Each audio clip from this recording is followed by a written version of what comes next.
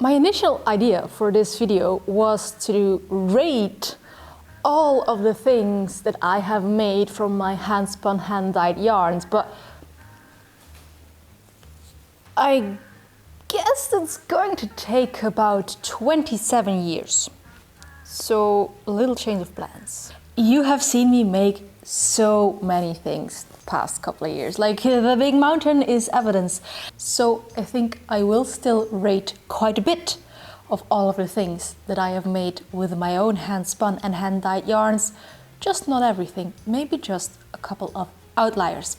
And with these ratings, these look backs on some of my projects, I want to give answers to some of the questions that you have asked me in the past, like how light fast is a thing. What about fiber choices for maybe handspun socks or handspun garments? What are some patterns that I use for handspun yarns? You know, all those things. Dumping them all so unceremoniously as I did maybe wasn't the best idea. I'm going to make a couple of piles of kinds of garments and then, you know, outliers, stuff that I want to talk about.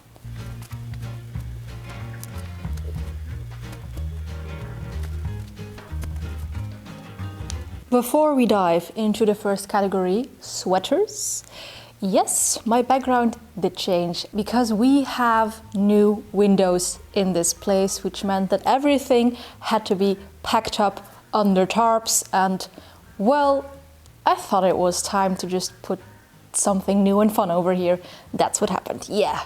Before we start, there is one thing I need to tell you about the treatment of my clothes.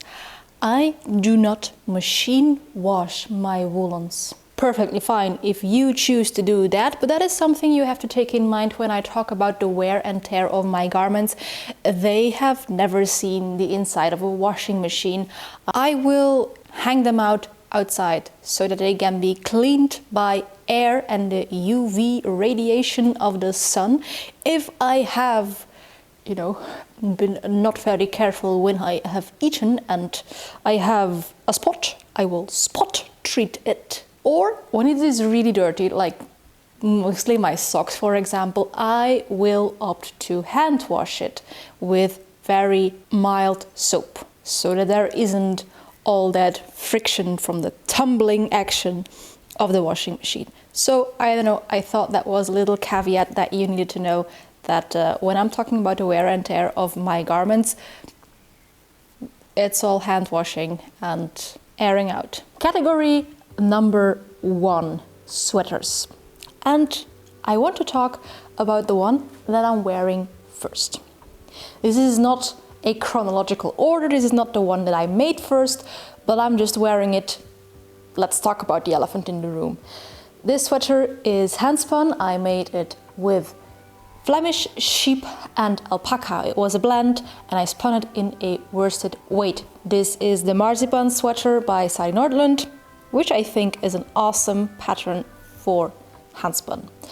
When I was done knitting, I dyed it with onion skins. Twice already. And I think you can notice that was not like the best decision because my sweater wasn't able to float freely around in the bucket that I used, so some bits are lighter than others. It's not an even dispersion of the color, but also when I did it, the entire sweater was a lot more yellow than it is now. And as I have mentioned, this is the second time that I've dyed it yellow. So light fastness of onions, about yay light fast.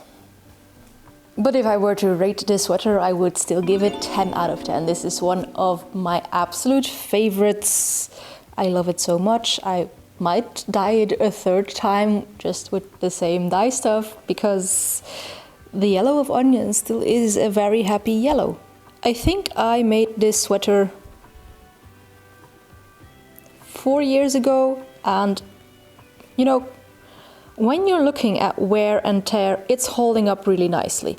It's pilling like a little bit, but it's 4 years old and I wear it a lot. So fiber-wise, this Flemish sheep alpaca combination was really great for a sweater. Another one in that 10 out of 10 wear it all the time category is this one. This is a blue tassel sweater. This one I spun long draw, so a more woolen spin, so it's a little bit fluffier. It has more scraggly bits in the yarn. Once again, this is a cable pattern, however I cannot link you to whatever this pattern is because that was a magazine from the 90s that I have in my possession. I inherited it from my grandmother. Even though, you know, a lot of you ask about this pattern and I have to disappoint you that I can't link you the pattern. This sweater is 100% blue tassel. The color it gets, blue tassel. This is just the sheep. I have no notes on this blue tassel as a fiber for handspun sweaters. There is a little bit, but this sweater is also 2 years old and I've worn it all the time. There's a little bit of felting underneath the armpits.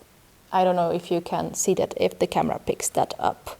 But apart from that, there is minimal pilling or any other kinds of wear and tear on this sweater. This one is much younger, much younger. This is only a couple of months old. I made this one with Shetland wool, both the off-white color on top and this nice orangey brown are Shetland wool. This was dyed with eucalyptus bark and the brown over here is a mixture of alpaca and zwartbles. I love the Shetland as, you know, a texture on my skin. I love wearing it, it is really soft. However, I think that you can see clearly, especially here underneath the arm on the side, there is like almost as much pilling as there is on this sweater and the grain one combined. This was once again spun woolen, so with a long draw and much thinner than either of these yarns. Shetland is also a much finer wool than either Flemish sheep or blue tassel is. So yeah, this one is quite pilling already after a couple of months. However, the color of this eucalyptus still is as bright as day one. I'm now going to show you a couple of sweaters of which I wished I had picked a different fiber. All the ones that I've shown you up until now are the ones I love, dearly, wear a lot, no notes. All of them 10 out of 10, even though the Shetland does pill under the arms. This sweater made out of spotted Dutch sheep. Spotted Dutch is amazing. I will fault the breed for nothing, but this just isn't a nice sweater. Maybe also because I spun this very worsted and I could maybe have sized up my needles.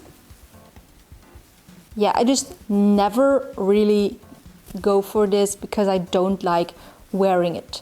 There is nothing wrong with the pattern, there is nothing wrong with the shape of the sweater. It's just spotted Dutch, I have learned, is not a great fiber for me to make sweaters with. You know, I'm going to quickly get away from my category typing of this video and show you two things that I made with spotted Dutch that I like a lot more.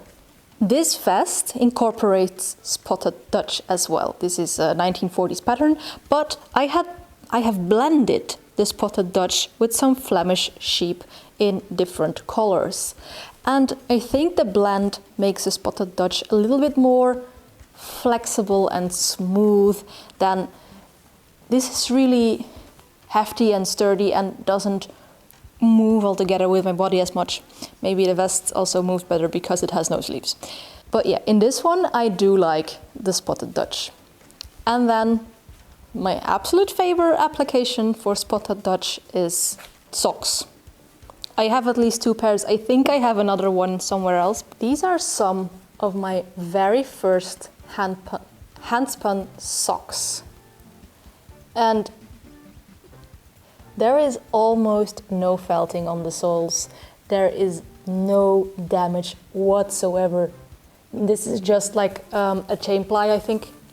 Well, I'm pretty sure that it is. As I said, these are one of my very first hand-spun socks and they almost look brand new. Spotted Dutch for socks, I'm telling you. This is a sweater that I used to wear a lot. This is a rosa sweater and I made it with some lace weight Uwasant yarn.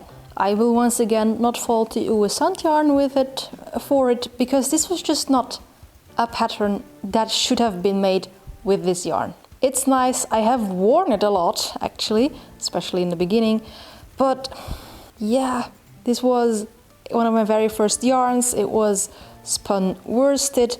I think this pattern would be so much better with a fluffier woolen spun yarn than it is with this worsted yarn. I mean, it's nice, it feels nice, even though there is some Uwasant slander all over the place, like saying that it is itchy and stuff. If you have a bad fleece maybe, but this was a good fleece, so I don't think this sweater is itchy. I just think this was not the yarn for the pattern. And then this one, I like the idea of the project, I like the idea of this sweater. I think it even is inside out.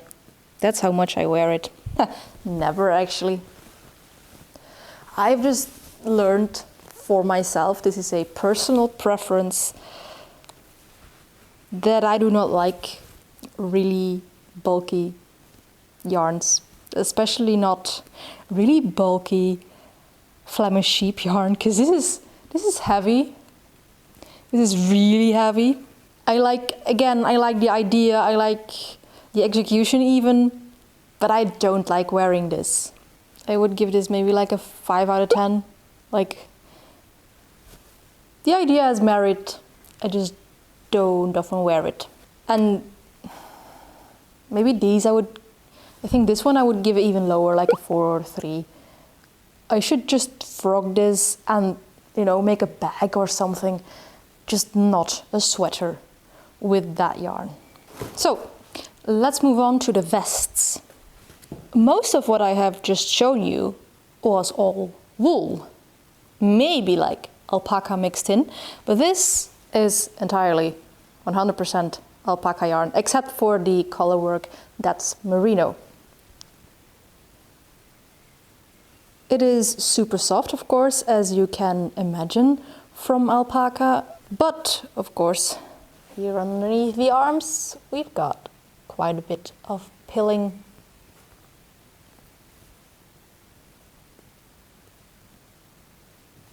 But other than that, it still looks fine and dandy, doesn't it? 10 out of 10 vest, the Bifurca by Teddy Lutzak. Another hand-dyed number, this one.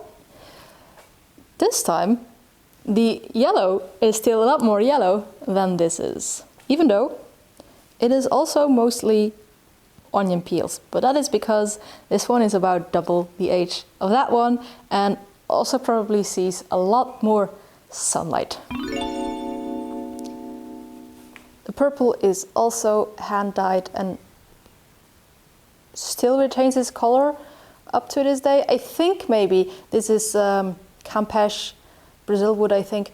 I think in the beginning when I had first dyed it, it was more prominently purple. Now I feel it fades into lilac. But that's okay in this vest because that means that the yellow can shine even more. This is the Linden vest, by the way. I have forgotten to say some patterns out loud, but editing Yento will help me with that. The previous alpaca vest was pilling underneath the armpits because of all the movements, of course.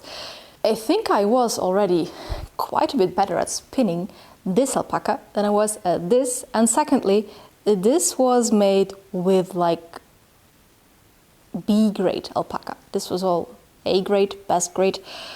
And this vest, while it has seen a lot less wear and a lot less tear, it looks so much worse for wear. The pilling on this black vest is actually insane. I have maybe worn it 5 times. I don't even know if the camera wants to pick this up.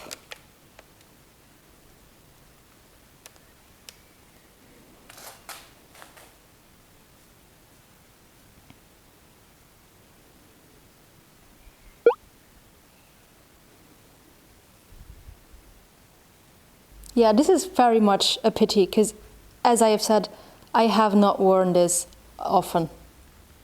And I probably won't because it is pilling so bad. 10 out of 10, no notes, also no pattern. Unless you want to see a hand-drawn diagram on my Patreon, then there is a pattern. The next category that is lying there are socks. I have already shown you these spot Dutch socks. You can make socks for a couple of things: sturdiness or softness. And these are sturdy. They're not particularly soft. The socks I'm currently wearing are soft, but not particularly sturdy. These are made with Polworth yarn. Polworth yarn, a 3-ply that I spun on spindles. And as you can see, the underside of this, that is one felted clump on the heels as well. It has pilled quite a bit there where the shoes hit at the back of my feet. And it actually also has felted over here, which makes the cable knit that I did almost illegible. They have, however, not worn through yet, so I will keep wearing them in their felted, messy state. This is one of my most recent pairs of socks that you have seen me make on this channel. This is a 3-ply Hampshire down yarn, and up until now, I know I've only had them since November, but I've worn them a lot because, I mean, look at them, they're so gorgeous, and they're still looking like new. This is where I explained kind of my sock yarn spinning recipe, where I want a 3-ply with a medium weight wool, and this is what the result is. Also, these are hand dyed with a couple of very yellow dyes, amongst which goldenrod, yellow, tansy, and wild carrot, and they have not faded a single bit. They are still as bright as they were back in November. Oh boy! I also have some cardigans, like this one.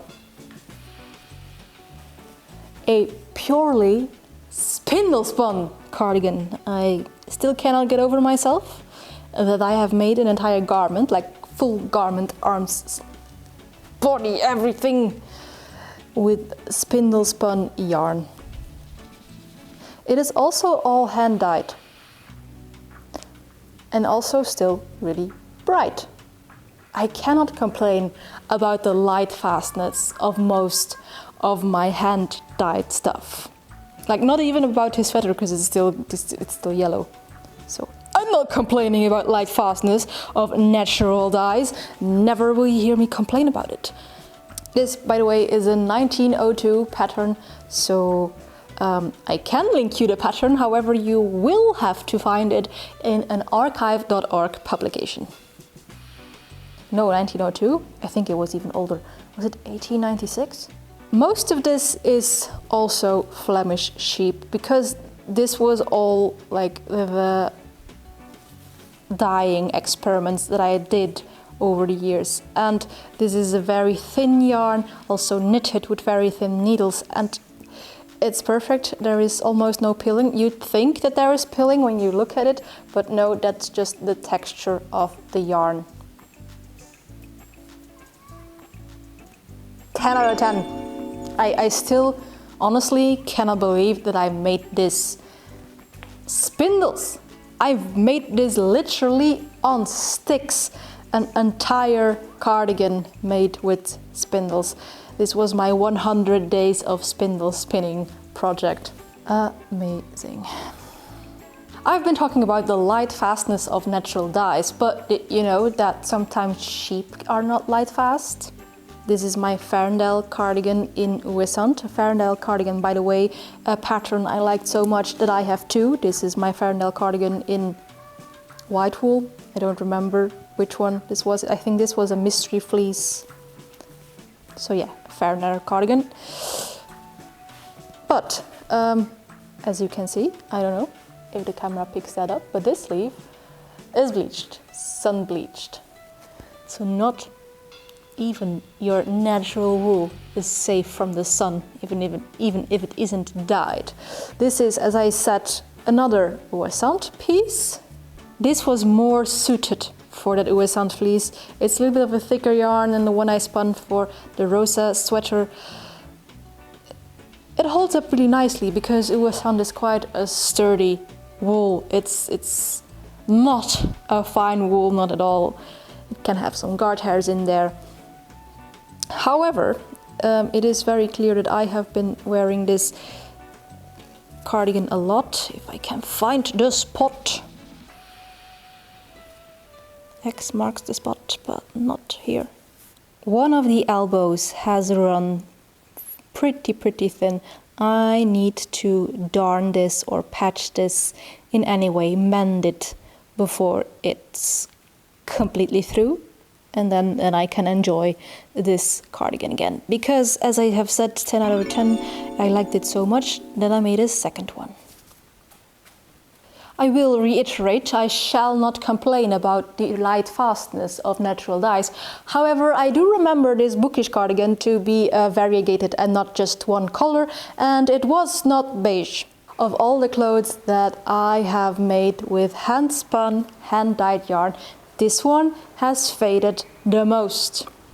It's become beige, while it actually was a combination of greens, oranges, and yellows. You can still faintly see traces of those colors, but it is faded. It's faded. A lot of my naturally dyed clothes still look very bright, but this one doesn't. And I kind of feel like that is a reality that you have to accept when you make clothes with natural dyes. It must be said, even aniline dyes and other synthetic dyes will fade over time if you leave them in the sun. But of course, natural dyes just do it a little bit faster. This cardigan is older than this marzipan sweater. So in terms of fading, this one has had 4 years before it faded to beige.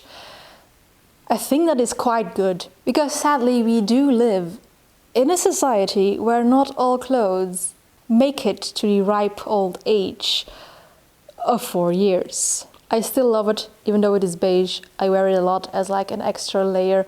This is the bookish cardigan by Annie Lupton, and 10 out of 10. I think most of the things I make are 10 out of 10s.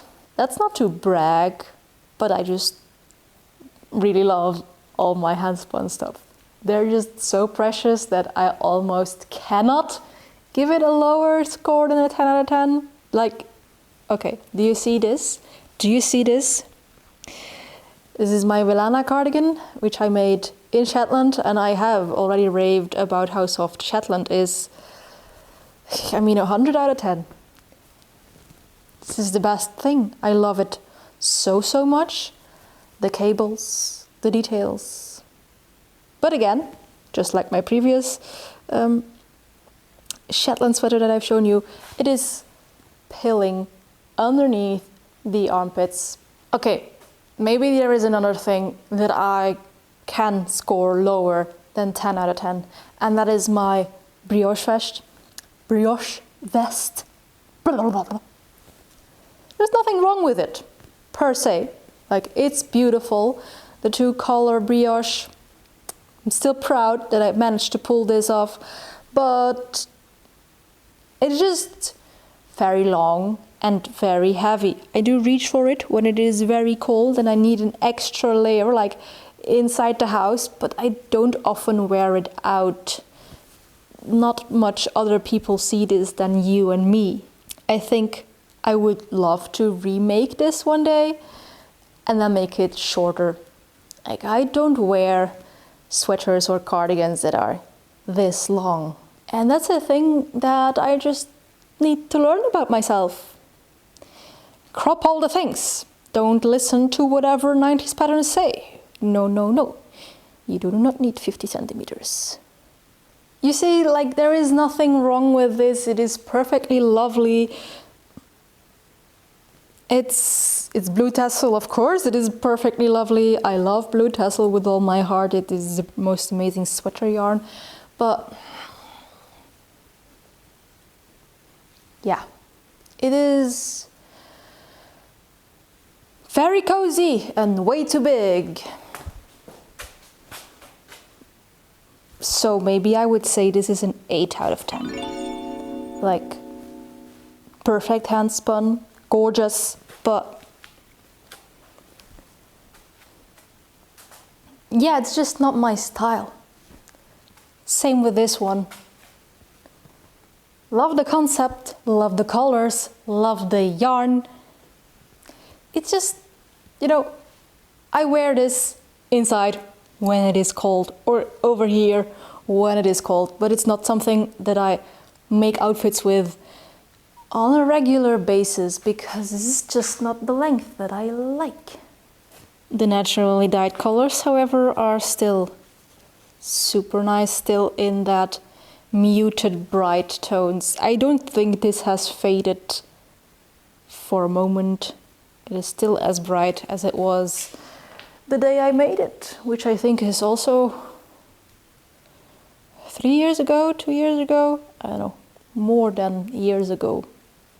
Now, I would be doing everything that I have ever spun, and every sheep that wool has come from, a disservice if I did not also show you the worst offenders in my wardrobe, which, by the way, are not hand spun.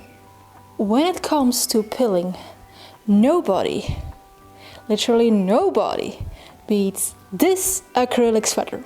But of course, this sweater is from the before times, with which I mean before I started spinning and before I became a one true wool snob.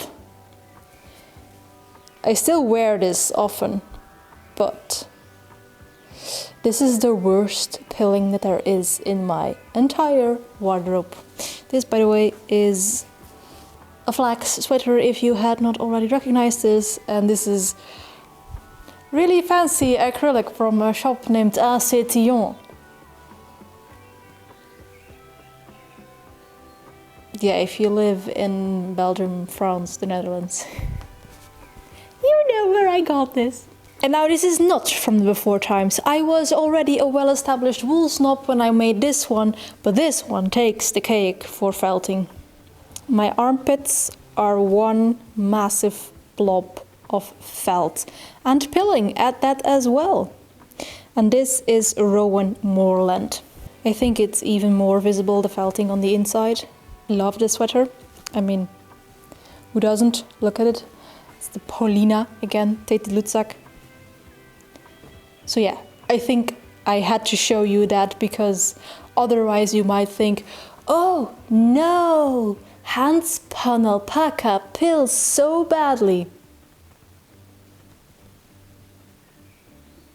Oh no, hand-spun Polworth felt so badly.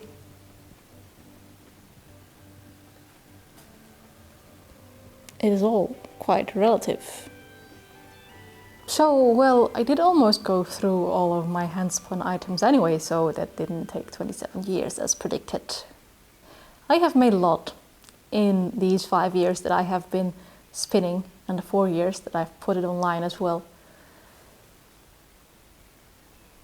It's, for me personally, refreshing to look at my handspun wardrobe and realize how much of it is actually part of my daily rotation.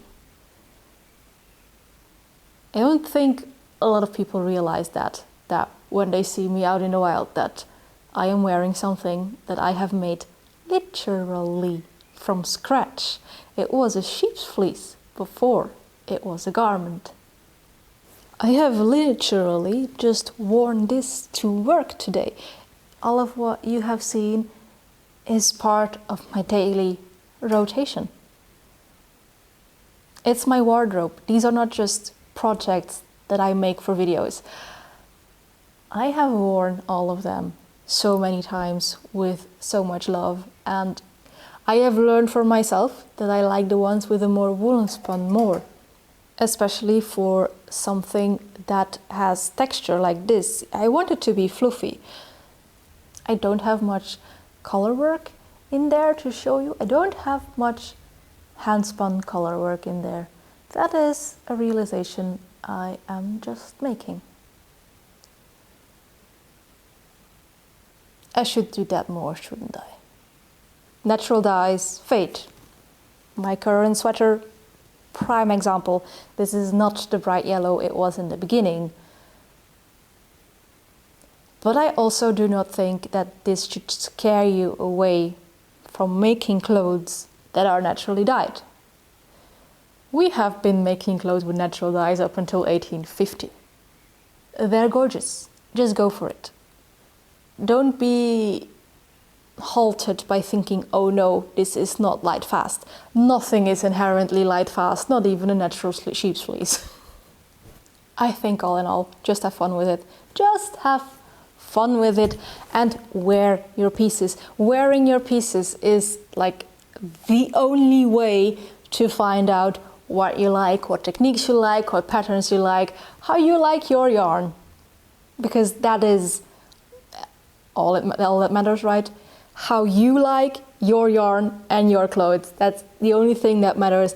And I like my clothes. You have seen that. 10 out of 10. They're all fantastic, except for maybe the couple that aren't. This is not my regular content, as you might have noticed from the way that I am a little bit more awkward in talking and umming and ahhing a little bit more. I am not one to make a lot of podcasty talking head videos, so this was a little bit new territory for me. I hope it was still interesting, funny, engaging, question mark, and that maybe you, I don't know, found some inspiration to add some stuff to your own wardrobe. There will be an extensive list of patterns in the description box. I am not pitching post-production Jente for this. But as I said, this is not my regular type of content. My regular type of content, if you're new here by the way, is the one where I make this stuff and I show you how I make this stuff, both the dyeing, the spinning and the knitting, and all other kinds of crafts as well. So if you are into that, then maybe you could like, comment or subscribe. But of course, that is all up to you. And as for me, I will see you in a next video. But before we do that, maybe you could look at some more spinning shenanigans. Bye!